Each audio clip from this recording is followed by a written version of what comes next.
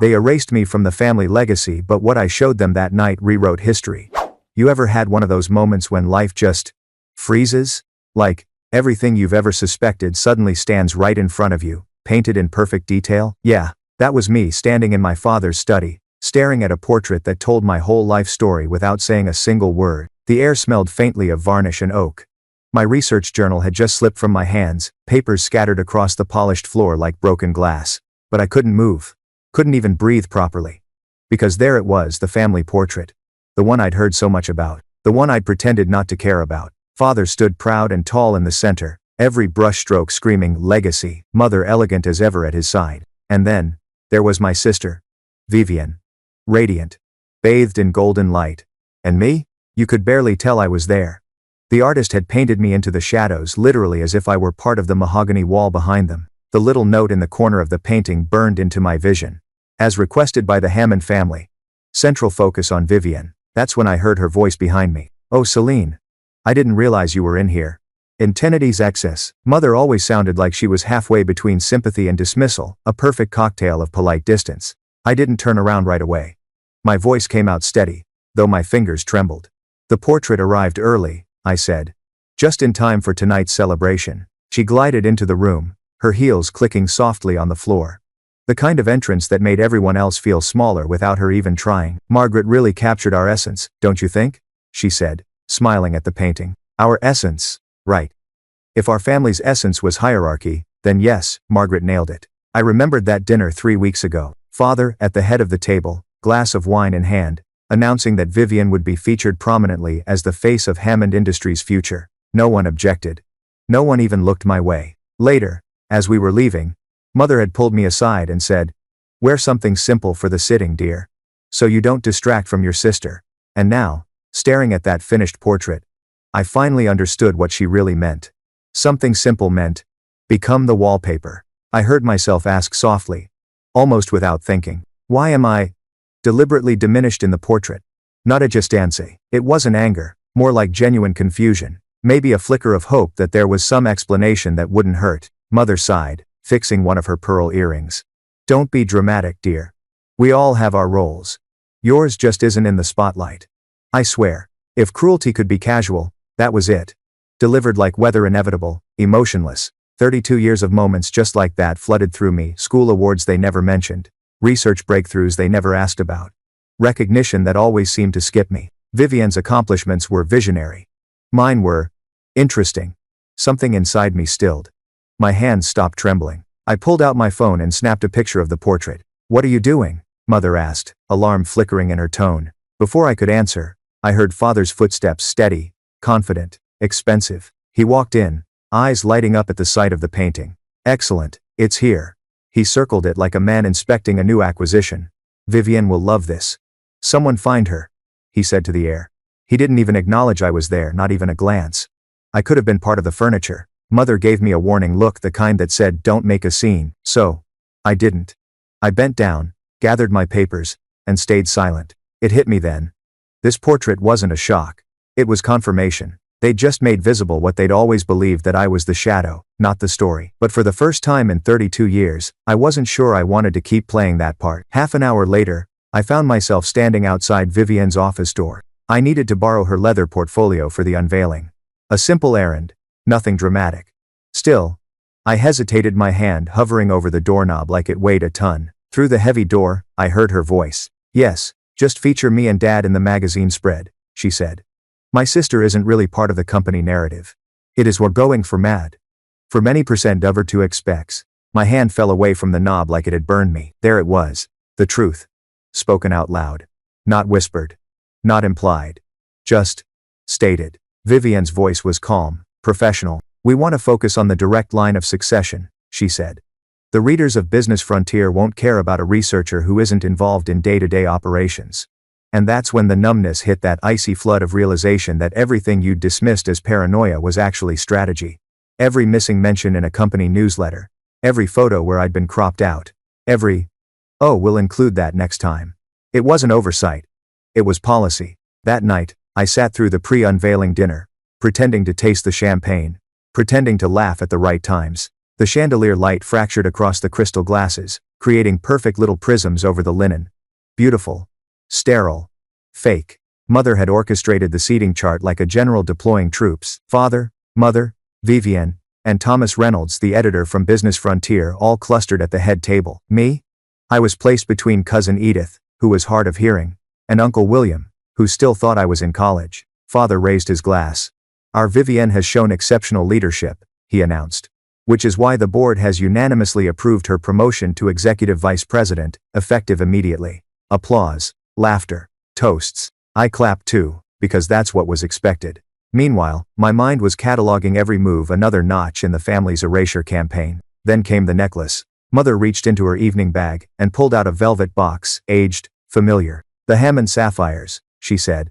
Passed down through generations of Hammond women who lead with distinction. I froze. That necklace was supposed to be mine. Grandmother had told me so years ago.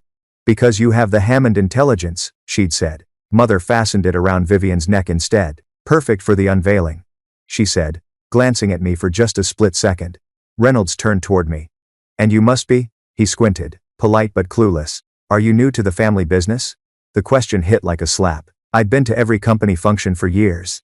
We'd spoken at galas before. Vivienne stepped in smoothly. This is Seline, she said. My sister. She does some research that the foundation supports. Some research. As if years of work mapping neurological responses and developing cellular regeneration protocols were a weekend hobby. How lovely, Reynolds said, already turning back to Father. Later, by the dessert table, Mother cornered me again. I notice you've been rather quiet tonight, she said. Just observing, I replied, forcing a smile and picking up a chocolate truffle I didn't even want. Good, she said softly. Remember, the Foundation's Grant Review Committee meets next month. It would be unfortunate if your funding faced reconsideration. Velvet words. Steel core. A threat. Delicately wrapped. I nodded. Understood. The truffle tasted like ash. For a moment I considered skipping the unveiling altogether. Would anyone even notice? Would they look at that portrait, the one that erased me, and feel relief that the real me wasn't there to disrupt the image? But before I could decide, a hand touched my arm. It was Margaret, the artist. They insisted on the composition, she said quietly.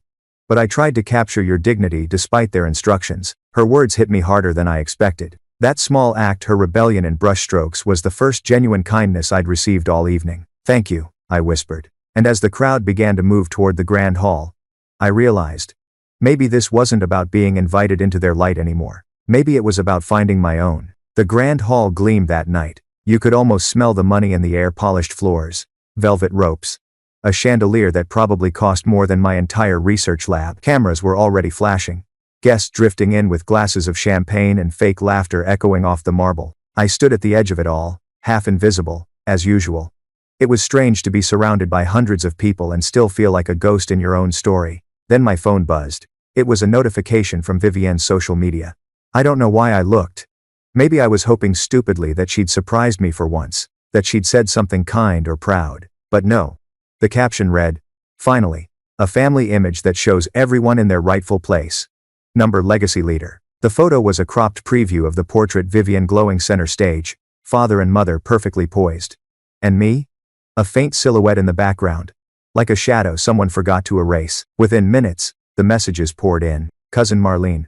Oh honey, I just saw the portrait preview. Are you okay? Dr. Williams, Father's golf buddy. Always thought your family dynamics were interesting. Even Mother's bridge partner chimed in. Some families have such curious ways of showing appreciation. I stared at the screen, then flipped the phone face down on the table. My reflection stared back from the polished surface, tired eyes, perfect posture, and the faintest smile that didn't reach anywhere near my heart. That's when Mother called. Her timing, as always, was flawless. Darling, she said, her voice all airy excitement. North Shore magazine will be interviewing us right after the unveiling. They want to talk about the future of Hammond Industries leadership. Isn't that wonderful? I took a slow breath. And what about my contribution to the company? Through my research? A pause sharp enough to cut glass. Well, she said lightly, that's not really the focus of the article, dear. Not the focus. Never the focus. That phrase rolled around in my head long after she hung up. The next morning at the lab, Dr. Franklin, my mentor, my anchor in the chaos, walked in holding a copy of the Hammond Foundation's annual report. Something's wrong here, he said, brow furrowed. Why isn't your name listed in the research achievements section?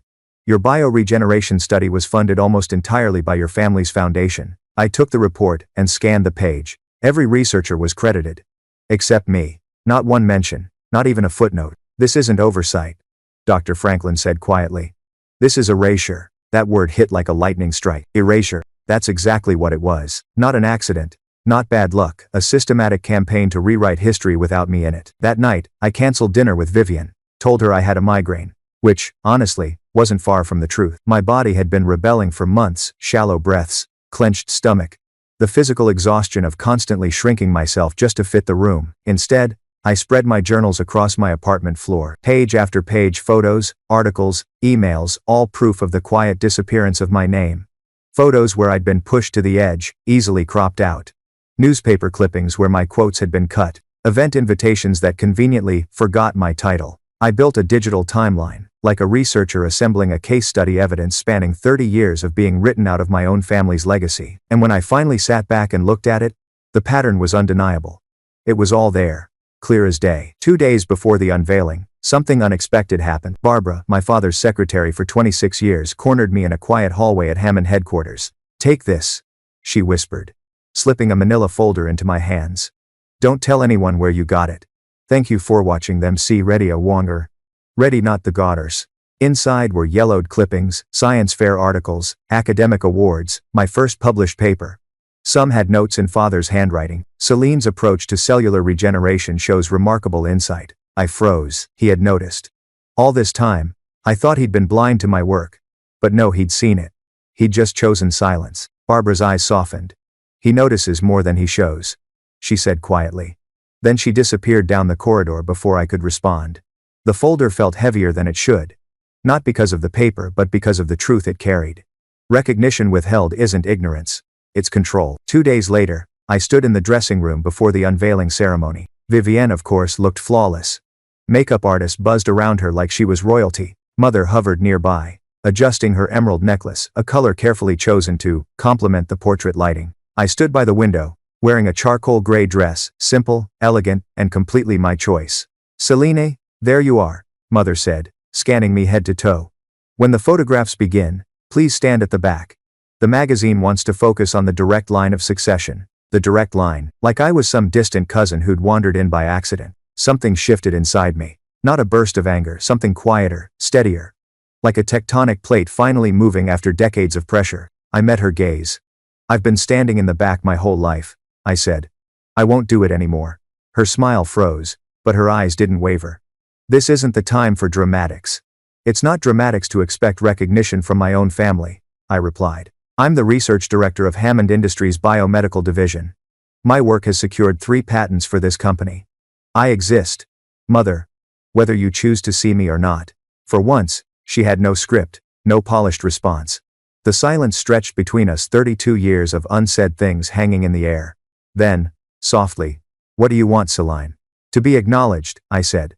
"Not elevated, not favored, just not erased." Something flickered in her eyes. I couldn't tell if it was guilt, or just realization. Maybe both. Before either of us could say more, the door opened. Dr. Franklin stepped in, followed by 6 members of my research team, all dressed in formal wear. "Sorry to intrude," he said, though his smile said otherwise. "We wanted to support our department head at this important event." Mother blinked. "Department head?" "Yes," Dr. Franklin said firmly. "Seline is the brilliant mind behind our cellular regeneration breakthrough, the one that just earned Hammond Industries its largest research grant to date." My team moved to stand beside me, forming a quiet semicircle of solidarity. Their presence said, "Everything. You belong. You're seen." The ceremony begins in 15 minutes. An event coordinator called from the doorway. I nodded, exhaling slowly. For the first time in years, my hands weren't trembling. When I caught my reflection in the mirror, I barely recognized the woman staring back, shoulders straight, chin lifted, eyes clear. In my purse, a folded speech waited, one I'd written in secret, not knowing if I'd ever have the chance to speak it. Alongside it was a press copy of Scientific American, embargoed until tomorrow, featuring our lab's discovery on its upcoming cover. A discovery independent of the Hammond Foundation, funded entirely on merit. The coordinator appeared again. "They're ready for the family now." Mother extended her hand, expecting me to follow her like always, but this time, I didn't. I turned to my team instead. "Shall we?" We walked out together. The grand hall shimmered with gold and glass as we entered. Guests turned, whispers trailing behind us. I could feel the energy shifting, subtle but real. Instead of heading to the back row, I walked to the front and took my seat. My rightful seat. The photographer noticed immediately. "Miss Hammond. Could you?" "No," I said, smiling calmly. "I'm fine right here." I could feel their stares, my family's confusion, my colleagues' quiet pride. Sometimes, just standing your ground can change the whole gravity of a room. I slid my phone from my clutch and set the camera to silent mode. I wasn't planning to make a scene, but I was done being invisible. Father walked up to direct the photographer. "Vivienne, front and center please," he said. He placed his hand on my shoulder, gently moving me aside. I didn't resist. Not this time. I just recorded it. Every movement, every word, every silent decision that showed exactly how this family operated. When the photographer said, "Perfect. Now just the immediate family," something inside me cracked. Immediate family. As if 32 years of blood and loyalty didn't count because I wasn't photogenic enough for their empire. I felt Margaret the portrait artist step beside me. "I've been watching," she said quietly. "I'm sorry. The composition wasn't my choice." I nodded, eyes still on my phone. "I know. That's Self." Then, from the stage, Vivienne's voice carried through the hall. As the only Hammond pursuing meaningful achievement in the company, the room filled with polite applause, and I caught it all, every word, every lie, every perfectly framed illusion. Margaret winced beside me. "Your sister certainly has presence," she said. "She's had plenty of practice," I replied. As the applause faded, Vivienne looked toward the back, her eyes finding me. "Seline," she called, voice just loud enough for others to hear. "Are you still hanging around? We're doing the official family photos now." A ripple of amusement passed through the guests, quiet, polite, cruel. And that's when something unexpected happened. Thomas Reynolds, the magazine editor who'd ignored me at dinner, turned toward me with genuine interest for the first time. "Hammond," he said. "Seline Hammond, right? I don't think we've been properly introduced. What exactly do you do in the family business?" I looked around. Every eye was on me. It could have been a trap, or an opening. I chose the latter. You could have heard a pin drop. Every conversation in that glittering room paused, hanging on Reynolds' question. What exactly did I do in the family business? For 32 years, I'd been told to stay quiet, stay small, stay grateful for whatever corner of visibility I was allowed. But that night, that question, it was like someone cracked open a window in a suffocating room. I smiled. "Actually," I said, keeping my tone light, conversational, "I don't work for Hammond Industries." A small gasp rippled through the circle around us. Even Reynolds' eyebrows lifted. "I lead biomedical research at Northridge Institute," I continued. "We're developing targeted protein therapies for neurodegenerative conditions." He blinked. "Protein therapies? Like the work that won the Lasker Award last year?" I nodded. "Similar approach. Different application. Our focus is on preventing protein misfolding in early onset Alzheimer's and Parkinson's." Now that got attention. 3 board members drifted closer, their champagne flutes forgotten. One of them, Eleanor Whitfield, a sharp woman with a reputation for cutting through corporate nonsense, leaned forward. "You're working on stabilization of tau proteins?" I met her gaze. "Among other pathways. Our latest model uses predictive folding algorithms to target the proteins before they clump. It's showing promising results in preclinical trials." And just like that, I wasn't invisible anymore. A quiet hum of conversation spread. More faces turned my way, curious, impressed, intrigued. Even Reynolds seemed caught off guard. "You've done all this independently?" he asked. "Yes," I said.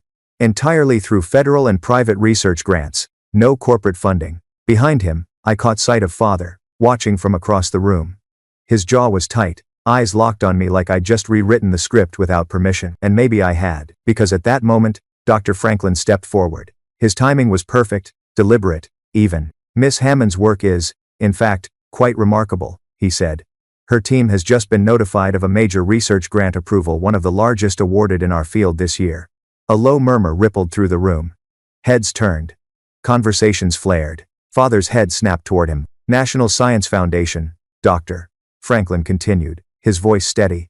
"They called her methodology potentially transformative." That word transformative hit like a spark in dry tinder. And then Barbara appeared. Of course she did. Father's longtime secretary, always precise, always prepared, and tonight, apparently, on my side. "Oh," she said innocently. "I was just looking for the speech notes, but I must have opened the wrong folder." She turned her tablet toward Eleanor. "These are some of Celine's early achievements. Science champion 3 years running. Published her first paper at 19. I froze. Photos filled the screen, younger versions of me holding trophies, standing beside project boards, glowing with the naive pride of someone who still believed hard work was enough. I had no idea, Reynolds said. William, why isn't Hammond Industries featuring her work? This is the kind of innovation that puts companies on the map. Father cleared his throat, his tone tightening. Celine's research is separate from our core business interests. Eleanor crossed her arms. Separate? How? Her protein folding applications could revolutionize your pharmaceutical division. It's directly relevant to your company pipeline. Row present, and when me know with you man sent presenting. Way. You could almost see Father's composure cracking, the faint flush rising from his collar, the stiffness in his shoulders. He glanced toward Vivienne, but she looked frozen, too smile rigid, glass trembling just slightly in her hand. Perhaps, Father began, we should move on to the portrait unveiling. But no one moved. For the first time in Hammond history, his voice, that booming, commanding tone, fell flat. People weren't listening to him. They were listening to me. As the conversation swirled, Father approached, his smile strained to the point of cracking. He reached for my elbow. Seline, a word, he murmured, his voice low but sharp. We stepped aside, near the refreshment table. His hand gripped my arm just enough to make the point. The portrait unveiling is moments away, he said. And this display isn't appropriate. It isn't appropriate? I repeated, arching an eyebrow. You mean people finally asking what I do? This isn't the time for honor. For truth? I interrupted, softly. Seems like the perfect time to me. His smile tightened further. Seline, I've been thinking, he said, lowering his voice. We could commission a separate portrait for the research division hallway. Something highlighting your academic contributions. A separate portrait. My very own corner of the building, out of sight, out of relevance. I almost laughed. That's generous, I said. Segregation disguised as recognition. Classic. He leaned closer, whispering. Remember who funds your lab lease. There it was, the threat. Finally spoken aloud. Not even dressed up this time, but before I could respond, Dr. Franklin reappeared, envelope in hand. Sorry to interrupt, he said, and I swear, I've never loved that phrase more. This arrived this morning. He handed it to me. The National Science Foundation logo gleamed on the corner. I opened it slowly, the paper crisp beneath my fingers. The number leapt out in bold print. $8 million. Over 5 years. Independent funding, no family oversight, no strings attached. I looked up at Father. I've been awarded the Biomedical Innovation Grant, I said. Full funding. Independent oversight. His face went pale. Well, that's unexpected news. For you, maybe, I said. For me, it's overdue. He tried to regroup, tugging his cufflink as the master of ceremonies called the room to order. We'll discuss this later. There's nothing more to discuss, I replied, sliding the letter into my purse. And just like that, I walked away from him, from years of smallness, and toward the stage. The lights dimmed, the velvet drape hung over the portrait, waiting for the big reveal. Mother was fidgeting, whispering orders to the technicians. Vivienne stood poised beside the easel, the perfect image of corporate grace. Then the MC's voice boomed. Ladies and gentlemen, please welcome the Hammond family to present the official legacy portrait. Applause. Cameras. Lights. Father took the podium. Tonight, he began, we celebrate the next chapter of the Hammond legacy. Actually, I said, stepping forward, I'd like to share a different vision. The room went silent. You could feel the air shift like static before a storm. I pressed a small remote in my hand. The wall opposite the portrait flickered to life, a projection screen lighting up with images. Not the portrait. Not Vivienne's rehearsed perfection. My lab. My team. The work that had consumed years of my life. Snapshots of experiments, field data, test results, hospital trials. All the things no one in this family had ever cared to see. The Hammond legacy has always been about vision, I said, voice steady. But vision means seeing what others overlook. Behind me, the screen flashed to the next slide, our breakthrough paper. The one that was about to make the cover of Scientific American. Mother moved toward the technician, frantic. Turn it off, she hissed. But Reynolds blocked her path, eyes glued to the display. While the Hammond portrait waited behind its velvet curtain, forgotten, the room was watching my story unfold. Sometimes the most meaningful portraits, I said, aren't painted in oils. They're painted in impact. For a moment, silence, then applause, real, uncoached, unstoppable. It started with Dr. Franklin, then my team, then spread through the audience. Cameras turned from the portrait to the projection. Guests leaned in, whispering, recording. Mother's face was pale, Vivienne's was unreadable, and Father for the first time looked unsure. As the applause grew, I caught fragments of conversation floating through the room. Is she starting her own foundation? Her research could outvalue the company in 5 years. Why isn't she more involved in Hammond Industries? Every word chipped away at the myth my family had spent decades building. Father stood near the portrait, still covered. His reflection caught between the old and the new, the family's painting in shadow, my projection in light, and for the first time, I realized it didn't matter whether he approved, because this wasn't about him anymore. From behind me, I heard a whisper. Vivian. We need to talk privately, she said, voice trembling just enough for me to notice. Her hand brushed my arm. Her eyes, once so certain, now held something else, fear. The golden child, for the first time, didn't shine quite as bright. I nodded.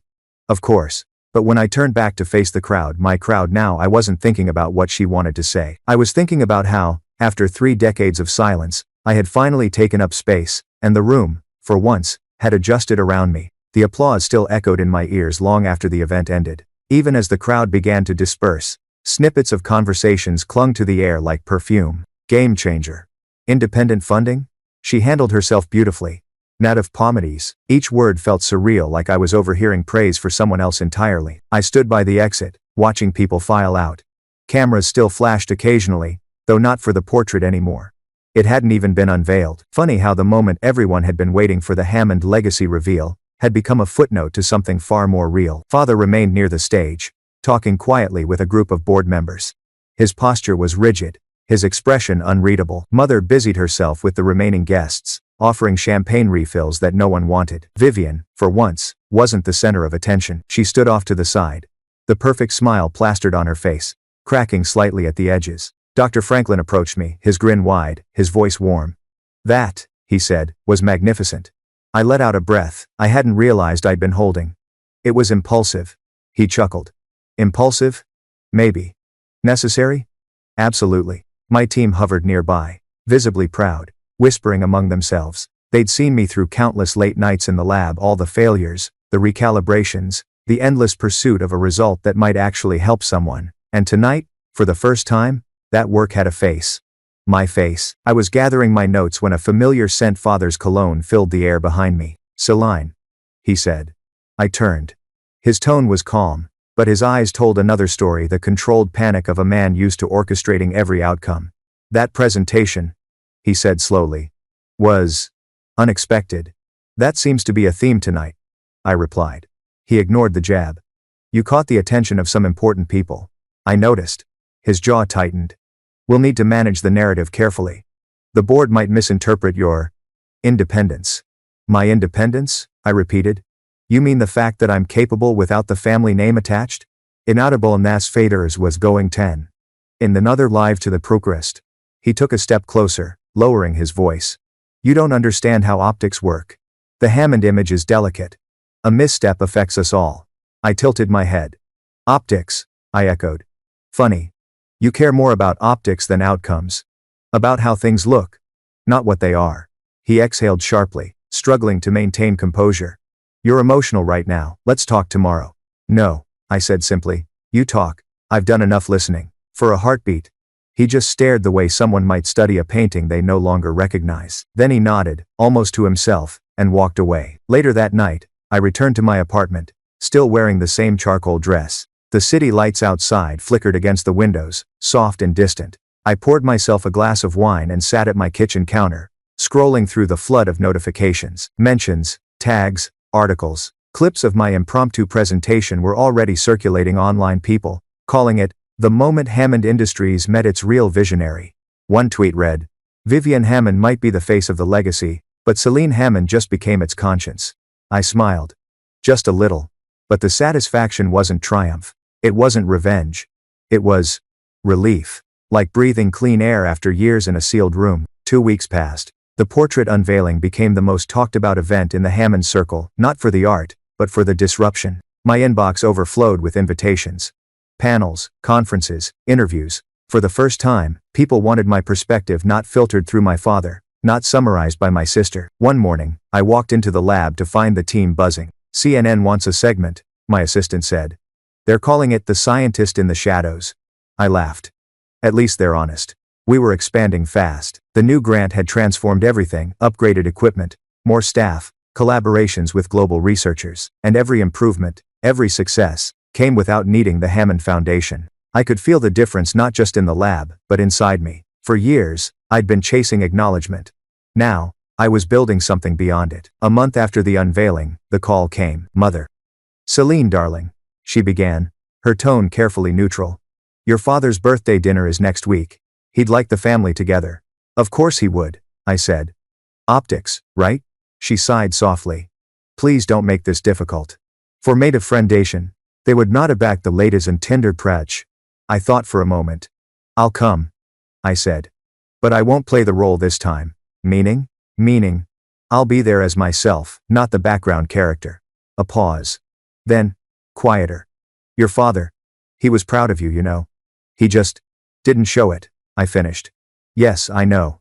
But pride that never reaches the surface doesn't count, Mother." She didn't argue. She just said, "Dinner's at 7. And hung up. When the evening came, the house felt smaller somehow. Or maybe I just took up more space now. The dining room shimmered with familiar excess silverware polished to blinding. Glasses catching every flicker of candlelight. Vivian greeted me with that same practiced smile. "You look professional," she said. "I am," I replied easily. Dinner began in strained politeness. Small talk, polite laughter. Then father stood. Glass raised. "To family," he said. "To legacy." I met his gaze and lifted my glass, but I didn't echo the words. Legacy, it no longer meant what it used to. After dinner, the photographer set up near the fireplace. "All right, everyone," he said cheerfully.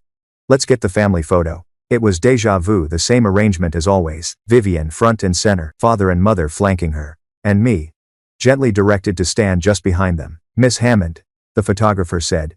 "Could you step back a little? You're blocking your sister's shoulder." I smiled. "Actually," I said, "I'm comfortable right where I am." The room froze. Mother's eyes widened. Father's jaw flexed, but no one spoke. Then, something extraordinary happened. Father shifted slightly, creating space beside him. Mother adjusted her stance. The photographer blinked, then nodded. "Perfect," he said. "Hold it." The flash went off. For once, I wasn't behind anyone. I was in the frame. The next morning, I received an email from Business Frontier. They wanted to feature my lab for their innovation issue. We walk into a port in a marketive way. The irony wasn't lost on me. The same magazine that once ignored my name now wanted me on the cover. I replied, "Happy to contribute as long as we focus on science, not family optics." They agreed immediately. When the issue came out, the headline read, "From Shadow to Spotlight. Dr. Seline Hammond's breakthrough could change the world." I didn't buy 100 copies. I didn't send one to my parents. I just framed a single print for the lab wall. Not as a trophy, as a reminder. A reminder that sometimes, stepping out of the shadows isn't about proving you belong. It's about realizing you never needed permission to shine in the first place. 6 months. That's how long it had been since the portrait unveiling the night everything shifted. 6 months since I stopped asking to be seen and started building my own light. The air in my new lab felt different. Brighter. Freer. Maybe because it was truly mine. Now a space carved from persistence.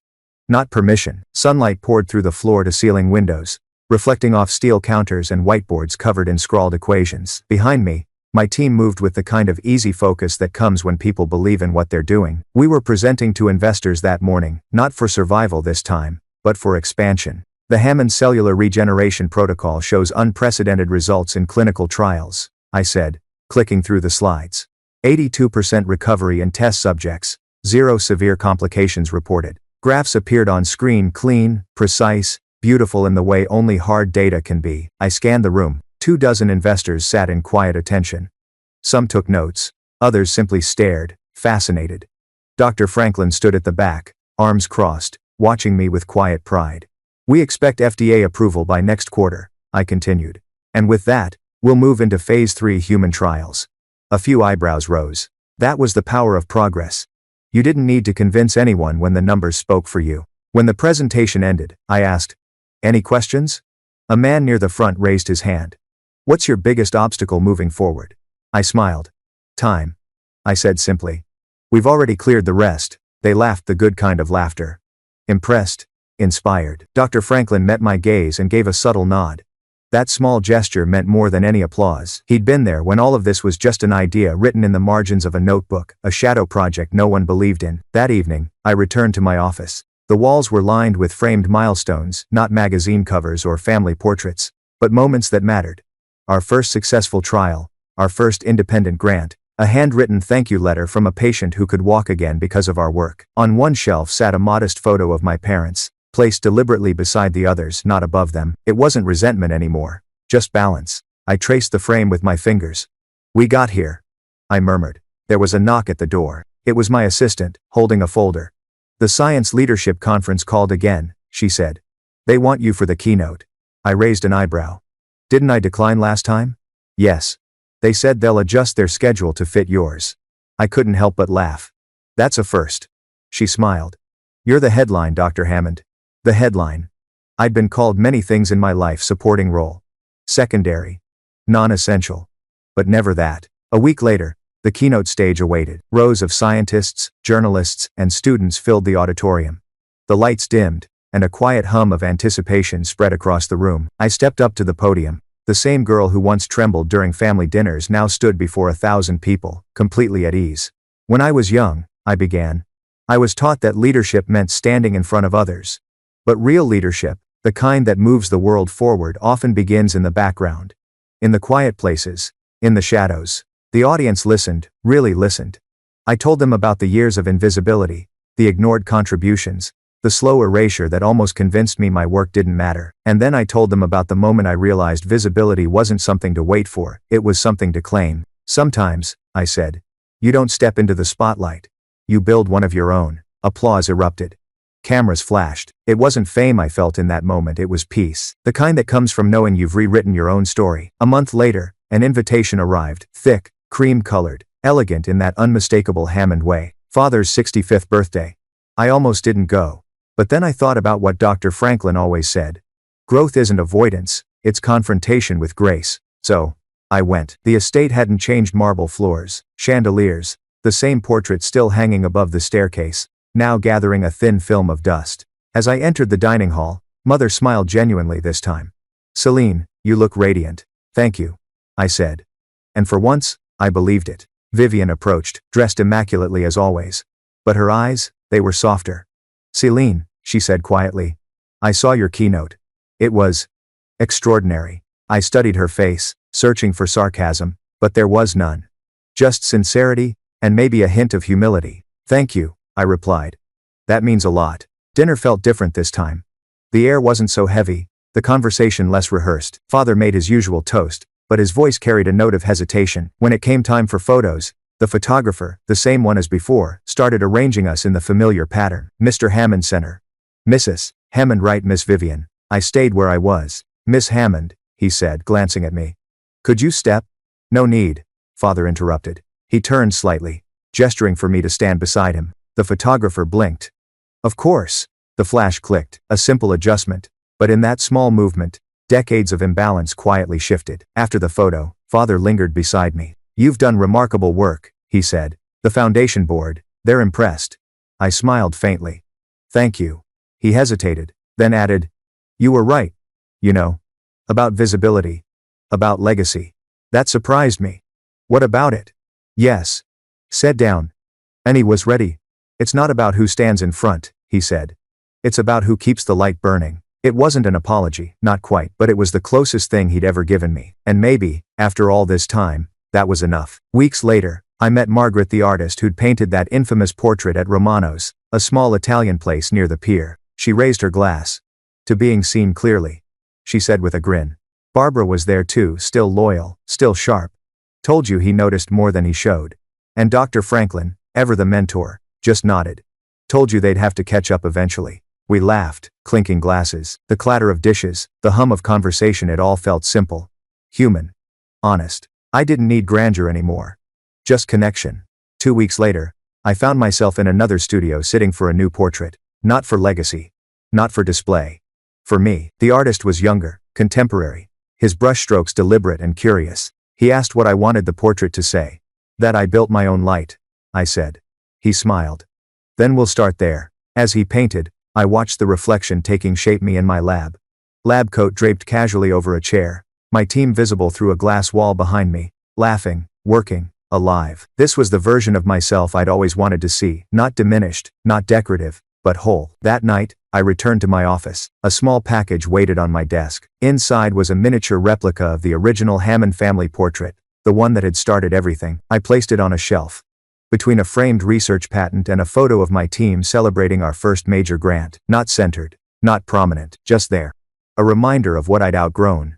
I stood for a long moment, taking it in. Maybe true freedom isn't proving them wrong. Maybe it's realizing their approval isn't the finish line, it's irrelevant. So, if you asked me now what I'd choose to keep fighting to be seen by those who once overlooked me, or to build a world where I'm seen by new eyes, I'd choose the latter. Every single time. Because I finally learned something my family portrait never understood. Light doesn't ask for permission, it just shines. It's funny how quickly your world changes once you stop waiting for permission. A year ago, I was just the other Hammond, a quiet scientist politely tolerated at family dinners. Now, I was waking up to interview requests from global networks, invitations to panels with Nobel laureates, and handwritten letters from students who'd heard my keynote and said it gave them courage to stay in STEM. It still didn't feel real sometimes, not the fame, but the freedom, the simple joy of walking into my own lab and knowing that everything, from the lighting to the mission, existed because I built it. 6 months after the conference, we launched the Hammond Institute for Regenerative Medicine, not under my father's foundation, not under the family name's shadow, but as an independent entity. Dr. Franklin became co-director, handling partnerships and academic collaborations. Barbara ran operations, with the precision of someone who'd been holding together a family empire in secret for decades. And my research team, the same group who'd once stood beside me at that unveiling night, was now managing 3 satellite labs across Europe and Asia. Our focus was clear: cellular regeneration, but with accessibility at its core. Because science meant nothing if it never left the lab. One afternoon, I stood before a group of new interns, a dozen wide-eyed students from around the world. They reminded me of me once, hopeful, terrified, eager to be useful. I smiled. "You'll learn something important here," I told them. "That discovery doesn't start with brilliance, it starts with curiosity." One girl in the front raised her hand. "What made you start your own institute?" I thought about that for a long second. "Because sometimes the places that should see you don't," I said. "And instead of waiting for recognition, you create a space where everyone gets to be seen." They nodded, and I could tell the words landed, not as inspiration but as truth. Later that day, Dr. Franklin found me reviewing reports in my office. He leaned on the doorframe smiling. "You've become quite the speaker, you know." I laughed softly. "You mean less awkward? More present?" he said. "You used to shrink from visibility. Now, you own it." "I just stopped confusing humility with invisibility," I replied. He nodded, satisfied. "There's a fine line between the two. And you've finally erased it." The next morning, I opened an email from UNESCO. They were inviting me to deliver the opening address at their Global Science and Ethics Summit. The topic: integrity and inclusion in modern research. It felt full circle from the shadows of a family portrait to a global stage about visibility itself. I accepted without hesitation. Paris. 3 months later, I stood on a stage in a room filled with ministers, scientists, and journalists from 50 nations. Behind me, a projection displayed a single image: my team, laughing in the lab. "When I began," I said, "I thought recognition meant acceptance. But recognition isn't something others give you. It's what you give yourself when you stop editing your worth to fit their frame." The words weren't rehearsed. They came naturally, shaped by years of quiet resilience. I told them about the Hammond portrait, not the scandal, just the lesson. How sometimes the things meant to define you only remind you how much bigger you can become. When I finished, there was silence, then applause that built slowly, steady as a heartbeat. Not a standing ovation, not theatrics. Just genuine, respectful acknowledgement. And that meant more than any spotlight ever could. After the summit, as I was packing my notes, a familiar voice called from behind. "Dr. Hammond?" I turned to see Vivienne. She looked different, not in the way money changes someone, but in the way humility does. "Vivienne," I said, surprised. "You came." "I've been following your work," she said. "You're doing incredible things." "Thank you," I replied cautiously. She hesitated, then added, "I wanted to apologize for the way things were." I studied her face. It wasn't performance. There were no cameras, no audience. Just my sister, vulnerable in a way I'd never seen. "You don't owe me an apology," I said. "We were both playing roles we didn't write." She nodded slowly. "Father's been quieter these days. I think he's realizing that control isn't the same as legacy." I smiled faintly. "He'll come around." Vivienne reached into her bag and pulled out a folder. Inside was a proposal. The company wants to collaborate on a joint research initiative, fully transparent, equal partnership, she said. I took the folder, flipping through the details. It wasn't just a gesture, it was legitimate funding, ethics review, shared data access. Are you sure about this? I asked. Working with me could cause friction. She smiled. Maybe it's time we stop worrying about optics and start worrying about impact. For the first time, I saw in her what father had always admired: vision. It just took her a while to find the right direction. Back in New York, the partnership became official. Hammond Industries X. The Hammond Institute for Regenerative Medicine. A collaboration built not on bloodlines, but mutual respect. The press called it the reunion of science and legacy. But to me, it was something simpler. Progress. For once, the Hammond name didn't suffocate me. It stood beside mine, not above it. Months passed. Our work began to show measurable results: new patents, clinical applications, real hope for patients once considered beyond help. The project drew attention from governments, health agencies, and most importantly, from people whose lives it could change. One afternoon, my assistant knocked gently. "There's someone here to see you." It was father. He looked older. Not weaker, just human. We stood in silence for a moment, the weight of years filling the space between us. "I saw the reports," he said finally. "Your work is saving lives." I nodded. "That's the goal." He exhaled slowly. "You were right. I spent so long building an image that I forgot to build something that mattered." "Images fade," I said quietly. "Impact doesn't." He smiled, small, genuine, unguarded. "You remind me of your mother when she was your age. She used to challenge me too." I laughed softly. "She still does." He hesitated, then reached into his jacket pocket. "I wanted you to have this," he said. It was a small brass key, ornate, engraved with the Hammond crest. "The main vault," he said. "Everything the company owns: patents, archives, research records. It's time you had access." I turned the key in my hand. "You trust me with all that?" He met my gaze. "You've earned it." And for the first time in my life, I didn't hear condescension in his voice. Only respect. That night, as I sat in my office overlooking the city, I thought about that key. Once, it would have meant validation. Now, it just meant possibility. A tool, not a trophy. I placed it in the top drawer of my desk beside a small photograph of my team, a folded letter from Vivian, and a worn sticky note that read, in my own handwriting, "Be your own legacy." Because that was the truth, wasn't it? Legacies aren't inherited. They're built day by day, choice by choice, light by light. And sometimes, the brightest ones are born from the darkest corners of the frame. The Hammond Institute had grown faster than I could have ever imagined. 2 years after its founding, our name appeared in medical journals, policy papers, and global health briefings. Not as a brand, not as a headline, but as a solution. Every day, new patients walked through our doors.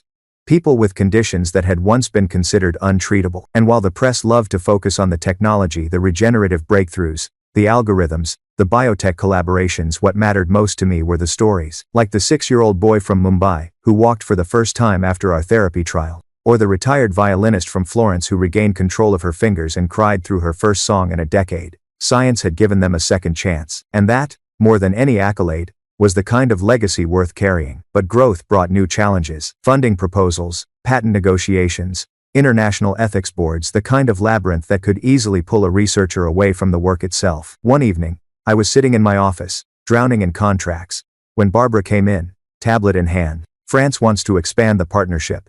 Japan too," she said. "Also, the Ministry of Health is asking if you'd consider advising on their regenerative policy framework." I leaned back, rubbing my temples. "Barbara, do I look like someone who sleeps?" She smiled. "No, but you look like someone who's finally living her purpose." I chuckled. "Flattery doesn't make me sign faster." She placed the tablet gently on my desk. "This isn't flattery, dear. It's a reminder. You built something that no one can erase now." Her words lingered even after she left. No one can erase it. That phrase felt like a quiet triumph, a full circle moment after years of erasure. The next morning, I hosted a small mentorship session, something I'd promised to do monthly. It had started as a small idea. A roundtable for women in STEM who felt unheard or unseen. Now, it had become one of my favorite parts of the month. The conference room buzzed with energy. Young scientists, engineers and doctors, each one brimming with ideas and anxieties. A young woman named Arya raised her hand first. "Dr. Hammond," she said nervously. "How did you find the confidence to speak up when no one wanted to listen?" I smiled gently. "I didn't find it," I said. "I built it. Like muscle memory. You practice until your voice stops shaking, even if your heart still does. She nodded, eyes glistening. Another asked, "What do you do when people in power don't take you seriously?" I paused. "You outlast them," I said simply. "You make your work undeniable. You build something so sound, so true, that silence can't contain it anymore." There was a hush. Then someone whispered, "That's powerful."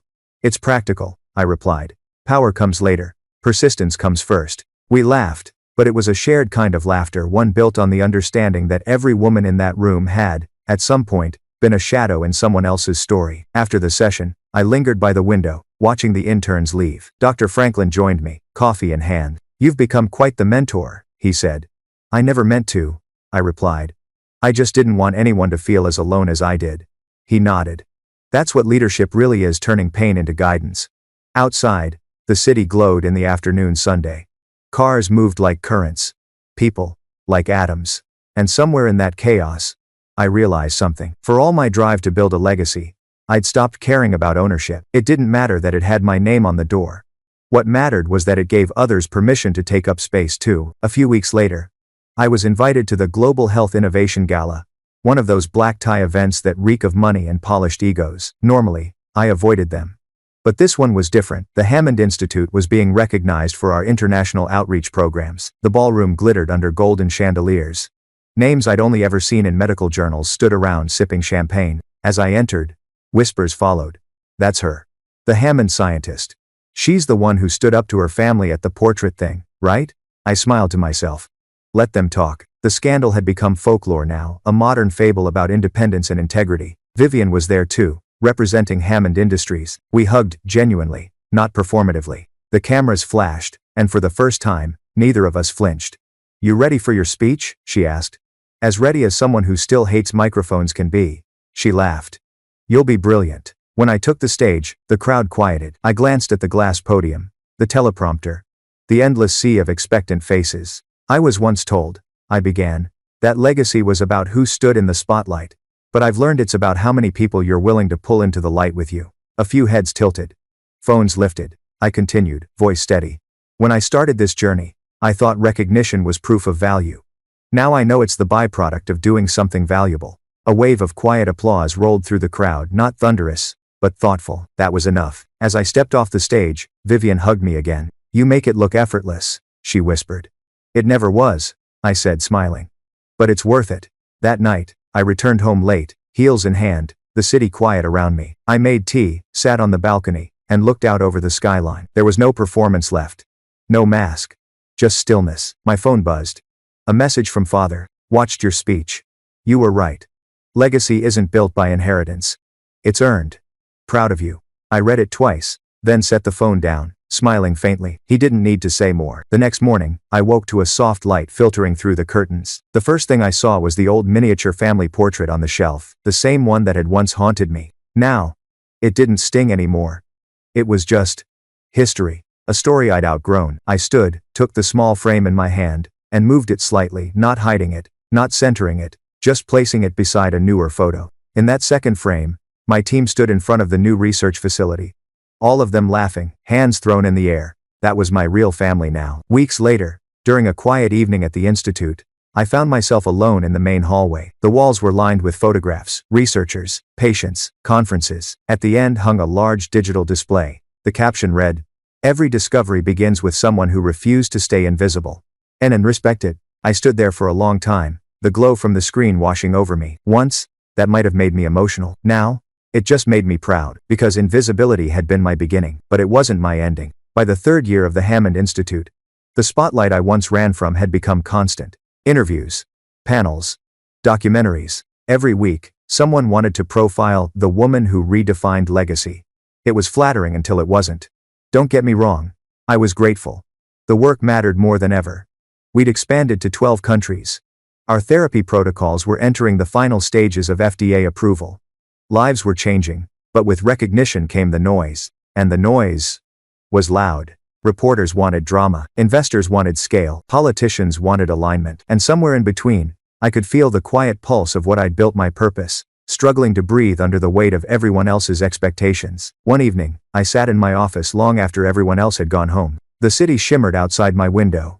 In the distance, lights blurred into streaks of gold and white. I rubbed my temples, staring at 2 letters on my desk. One was from the World Health Organization, asking me to join a global ethics council. The other was from an investor group pushing to fast-track our treatments for commercial use. The WHO offer meant responsibility, oversight, impact at scale. The investor offer meant billions and risk. I turned the pages slowly.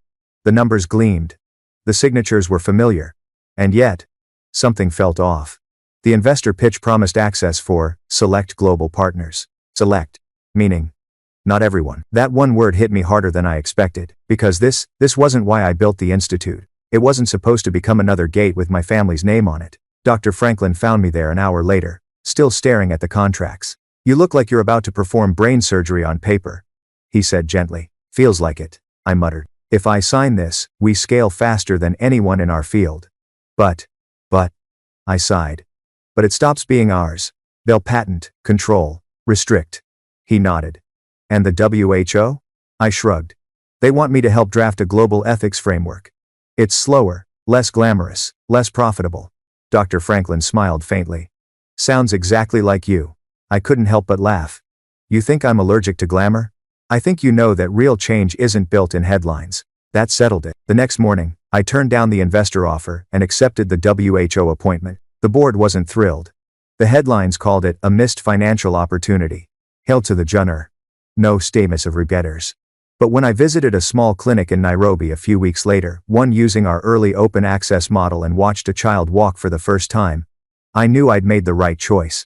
The ethics work wasn't easy. The WHO Council was a battlefield of competing priorities, pharma CEOs, ministers, lobbyists, but I held my ground. During one heated debate, a delegate from a major biotech company leaned forward and said, "Dr. Hammond, you speak as if science belongs to everyone. You realize that's not how it works?" I met his gaze. "That's exactly how it should work," I said. "If we build walls around discovery, we stop it from reaching the people who need it most." The room went quiet. Later, one of the senior advisors pulled me aside. "You'll make enemies, speaking like that." "Good," I said. "That means I'm speaking loud enough." Back in New York, the institute buzzed with progress. Vivian had become one of our strongest advocates inside Hammond Industries.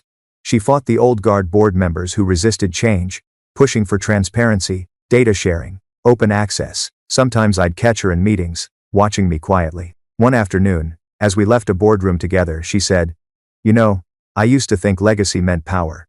And now?" I asked. "Now I think it means leaving something that works without you." I smiled. "Then you're finally speaking my language." It is a propel sync from unexpected. Months later, Time magazine called. They wanted to feature me on the cover for their Leaders of the Future issue. I almost said no, not because I was ungrateful, but because I didn't want the story to be about me anymore. "Make it about the institute," I told them. "About the science, the team, the patients." The journalist hesitated. "But you're the face of the movement." I smiled faintly. "No. I'm just the voice that learned to speak. The movement is everyone who stopped waiting to be seen." They agreed. When the issue came out, the cover photo wasn't just me. It was a collage: my team, our patients, our partners around the world. The headline read, "Visibility Shared. How the Hammond Institute Redefined Leadership." But even as success blossomed, I started noticing cracks, tiny ones, but real. Bureaucracy creeping in, pressure from governments to prioritize certain regions over others, disagreements about data transparency between research divisions. The irony wasn't lost on me. I'd built this place to escape the politics of power. And now power had simply found a new address. One night, after a long strategy session, I walked alone through the institute's main corridor. The lights dimmed automatically as I passed, leaving only the quiet hum of machines. I stopped at the digital wall of recognition, the same one that said, "Every discovery begins with someone who refused to stay invisible." But this time, I saw something else in those words. A warning, because refusing to be invisible was only the first step. Staying authentic after being seen, that was the real challenge. Weeks later, I was scheduled to speak at a UN forum on global equity in medicine. As I rehearsed, I realized something. I didn't want to talk about innovation anymore. I wanted to talk about accountability. When the day came, I stood on that stage and said, "Progress without conscience is just ambition in disguise. The next era of science can't just ask what we can do, it has to ask who it's for." The hall went silent. Cameras clicked. Afterward, one of the moderators told me, "That quote will be everywhere by tomorrow." I smiled. Good. Let's see who actually listens. That night, back in my hotel room, I watched the news coverage quietly. Clips of my speech played beside panel commentary. One headline read, "Dr. Hammond challenges global industry. Science must serve humanity, not image." For a moment, I saw my younger self in the reflection of the screen, the woman who once trembled in the shadows of a family portrait. I whispered to her, "You did it." Then I turned off the TV, stepped onto the balcony, and looked at the city lights below. Fame, power, legacy. None of it mattered as much as the faces behind the data. The lives touched. The voices finally being heard. That was the legacy worth keeping, not painted in oil, but in courage. Years passed, and though the headlines eventually quieted, the work never stopped. By then, the Hammond Institute had evolved from a single research center into a network of schools, labs, and outreach programs around the world. We weren't just treating diseases anymore, we were teaching others how to prevent them, how to lead ethically, how to carry science into places that had been left behind. It was no longer my institute. It was ours. And that was the point all along. One morning, I arrived early before the noise, before the meetings, before the day began its usual rhythm. The sun poured through the glass atrium, washing the marble floors in gold. The building was silent except for the distant hum of generators keeping the cryogenic lab alive. I walked the halls slowly, passing photographs of the people who'd become my family. Vivienne, laughing with our board at the opening of the new children's wing. Dr. Franklin, older now, still sharp as ever, standing beside a group of young researchers. Barbara, smiling proudly at the first graduating class of our scholarship program. Each photo told a story. Each face was a reminder that legacy wasn't a monument, it was a relay. And that morning, I realized it was almost time to pass the baton. At our weekly staff meeting, I waited until the updates were done, the clinical trial reports, the funding summaries, the partnership briefings. Then I said it plainly, "It's time for me to step down." The room went still. You could almost hear hearts skip a beat. I smiled. "Don't look so shocked. I'm not disappearing. I'm just making room." Dr. Franklin leaned back, nodding slowly. "You always said leadership was about making space for others." "Exactly," I said. "If I stay too long, this place stops evolving. It becomes about me, and it was never supposed to be." There were tears, laughter, long hugs, but there was no sadness, just the quiet understanding that this was the natural order of things. The next day, we announced it publicly. The news outlets spun it as the end of an era, but I didn't see it that way. It wasn't an ending. It was a continuation, one that no longer needed my name to move forward. 3 months later, I stood in a classroom at the new Nairobi branch of the Institute. Dozens of young students in white coats filled the room, notebooks open, faces bright with possibility. One boy raised his hand. "Dr. Hammond, is it true you once worked in your family's company?" I laughed softly. "Briefly," I said. "And not very successfully." They laughed too. "But that experience taught me something," I continued. "That sometimes, the people closest to you won't see what you're capable of, not because you're unworthy, but because they're afraid of what your growth might mean for them." A girl in the front row frowned thoughtfully. "So what do you do then?" "You grow anyway," I said. "You build something so honest that it forces the world to see you, not because you demand attention, but because you've earned it." The students scribbled furiously. But I wasn't teaching them a formula. I was passing on the truth that had once saved me. That evening, I sat outside under the open sky. The stars above Nairobi glimmered differently closer. Somehow, beside me sat Vivienne, visiting for the first time since the Institute's expansion. "You did it," she said softly. "You made it bigger than all of us." I smiled. "That was the goal." She turned to me. "You know, Father told me once that you were the family's conscience. I think he was right." I chuckled. "You mean the inconvenient voice of reason?" "Exactly," she said, grinning. "And I'm grateful for it." We sat in silence for a while. The kind of silence that felt earned. Finally, she asked, "What's next for you?" I looked out at the horizon. "Maybe nothing. Maybe everything. I think I've spent enough time building legacies. I just want to live one quietly." Back in New York, I began spending less time at the office, and more time mentoring. No cameras, no ceremonies.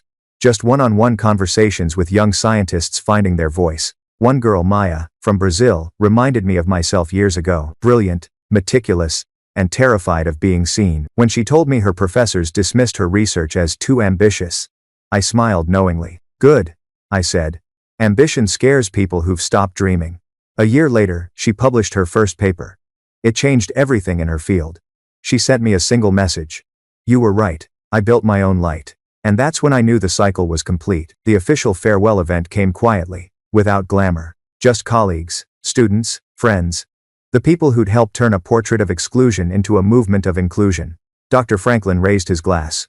To Seline, he said, who taught us that shadows aren't places to hide, they're where light begins. I felt tears prick my eyes. But they weren't sad tears.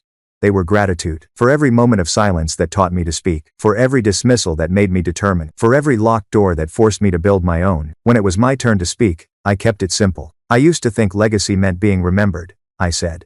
Now I think it means leaving behind people who don't need to remember you because they're too busy continuing what you started. Applause filled the room, not thunderous, not performative, just full like the sound of something ending exactly when it should. That night, I walked through the institute one last time. The lights dimmed behind me, one by one. In the main hall, I stopped by the portrait, the new one. It wasn't just me in it. It was the entire team, scientists, engineers, doctors, students, all standing together under the same light. No one in the background, no one erased. Beneath it, a small plaque read, "Founded by Dr. Seline Hammond for everyone who refused to stay invisible." I smiled. For a moment, I thought about the first portrait, the one that started it all, the one where I was painted into the shadows. I realized something then. If I hadn't been hidden, I might never have learned how to build light. I whispered, "Thank you for underestimating me." And then, quietly, I turned off the last light and stepped outside. The night air was cool. The city skyline shimmered in the distance. I stood there for a while, breathing it all in. Legacy, I'd learned, wasn't something you hung on a wall. It was something you left glowing in the people you touched. Something that didn't need a signature to endure. And as I walked away, I didn't feel the need to look back, because everything that mattered was already shining. In every lab, in every mind, in every small act of courage that would carry the work forward long after I was gone. No spotlight, no applause, just light. Kendra sat in the front row beside Mom and Dad. Uncle Harvey was there too, arms crossed, wearing the same half grin he always did when proud but pretending not to show it. When the announcer said my name, I stepped onto the stage, to the sound of applause. It was surreal, the same campus, the same auditorium, and yet, everything had changed. 5 years ago, I began. I thought I understood success. I thought it meant owning nice things, getting promotions, keeping the peace.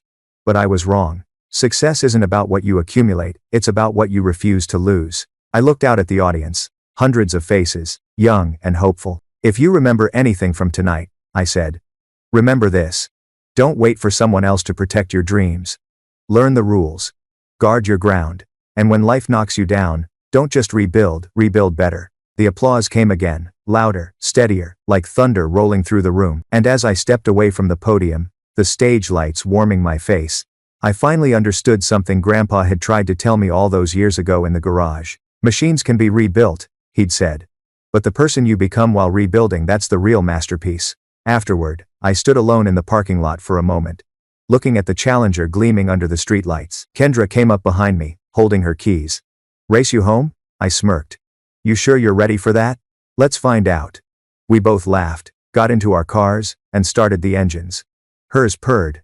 Mine growled. Side by side, we rolled out of the lot, headlights slicing through the quiet Denver night. Not rivals anymore. Not rescuer and rescued, just sisters. Equal. Whole. At the next red light, she looked over, grinning. Ready? I smiled back.